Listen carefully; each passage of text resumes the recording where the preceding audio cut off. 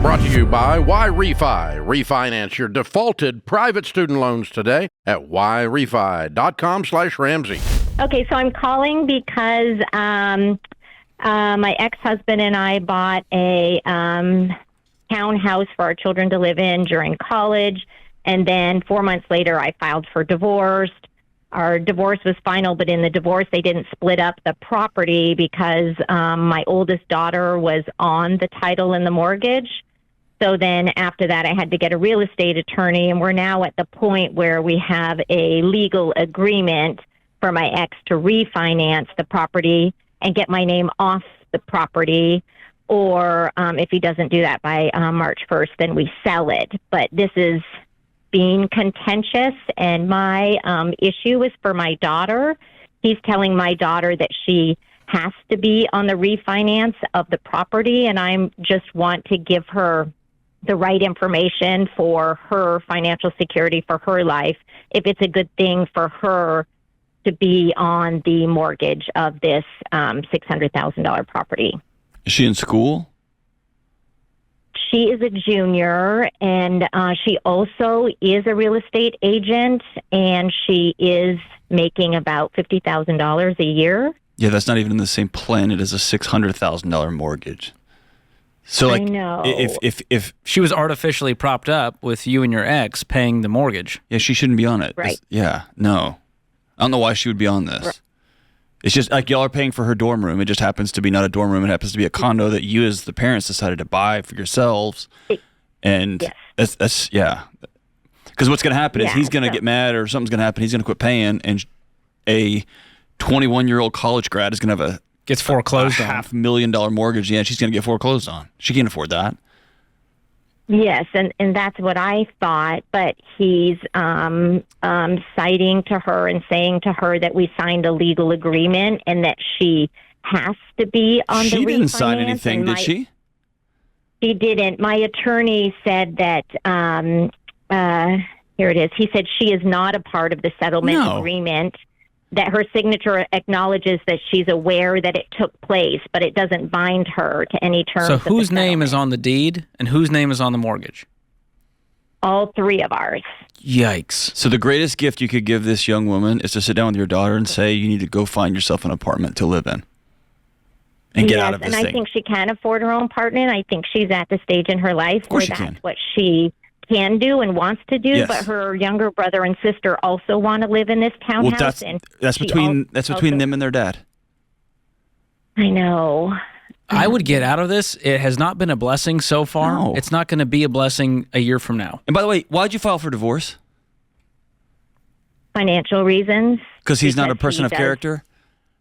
Yes, because Yes. he does things like this to me constantly, and I've wasted a whole bunch of my personal money. So that's why I got out, for financial things we kept getting into that me and my family had to pay to get us out of. So we call that financial infidelity here.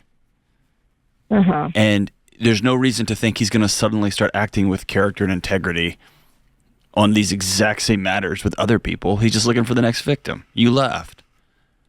I agree. And we have this legal agreement that he has to refinance by March 1st. And December 15th, I got an email from a title company, and he's now wants to assume the mortgage, because I definitely know that he'll save a lot of money on the interest rate. Yeah, but you have to get I've now off. spent- And this young child of Yeah, yours I've needs to spent get off. $10,000. Can he even afford this? If he assumes the mortgage and it's just on him, he's just going to rent it out to a stranger off the street at market rent, or what? What's his plan? Right. I don't know if he can actually qualify. I think that's why he needs our daughter to help. Well, he can't force her qualify. into And this. Yeah, that's predatory. Tell your daughter, please don't do this. I know, I tried, but it's yeah, he's just very convincing, and he's had renters in and out, but can't keep renters in there. And there was even one time when there was a renter who was an ex-con, and he didn't do a background check, living with my two children. I know, but listen, you're looping on something you've already made a decision on.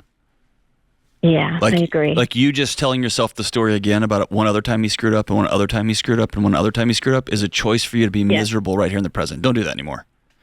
What you can do is affect what happens tomorrow. And you can sit down with your daughter and say, this is a bad deal financially. You're going to be attached to a $600,000 mortgage. Your father, who you love and is your dad, I'm not going to talk bad about him, but facts are he is not skilled in financial matters.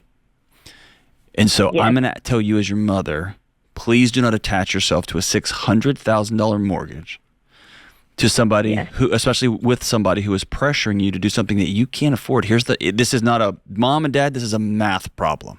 And he's using her as a pawn in this scheme. Right. And if she chooses, knowing all of that, to still go through with this, that's on her to deal with. That's right. And he's going to have to deal with it when he realizes a 21-year-old cannot help pay this mortgage. And you can tell her, you're a grown-up, you can do what you want to do. I will be with you. You can call me when this thing goes sideways, and you can smile at her. Yes, or you could say I you make $50 grand a year. Go get an apartment. I know you're the mom and you love her, and she's what 20 now. 21 now. 21 now. So you're in that weird, awful bum / really awesome transition where you get to stop telling her what to do, and you get to just sit down across from her at a diner and say, I'm going to try to use the power of influence. I love you, and here's what I would do. Or here's the things I've done, and it was wrong, and so here we are. Yes. And that's exactly why I called you guys, because I didn't know what else to do. I've kind of tried those things, and her dad's just very convincing, and she wants to help. I got it. She's a really good kid, but... Well, she's a kid who's grown up being a people pleaser because she had to. Yes. Yes. And the only other thing I could tell you to do is to give her ask her just run the numbers with you. Yes. And this is not going to be the last time she bails dad out if she goes down this path.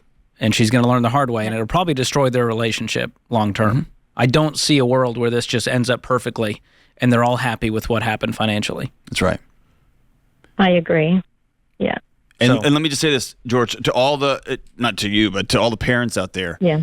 If you ever have to go tap the credit, pull a credit card out in your kid's name, sit them down and try to convince them to use their success, their wealth, as a pawn in some scheme you're running, you're a scumbag, and you need to stop. It's your child. It's your kid. If you want to do stupid stuff with your money, if you want to do stupid stuff with your character, nobody can stop you. This is America, and you're an adult, unless you don't break the law. Don't drag your kids into this stuff just because you have an ego. And you parents, can destroy them with you. Please don't watch some Instagram reel or TikTok where just buy a piece of property for your kid while they're in college. It's a wealth hack. Here's what happens on the other side of that. Relationships are broken. There's no wealth hack here. Don't do it. Let your kid just live with 7 roommates. That's how it should be in college. God bless. Why Refi refinances delinquent private student loans for struggling borrowers. Learn more at yrefy.com/Ramsey.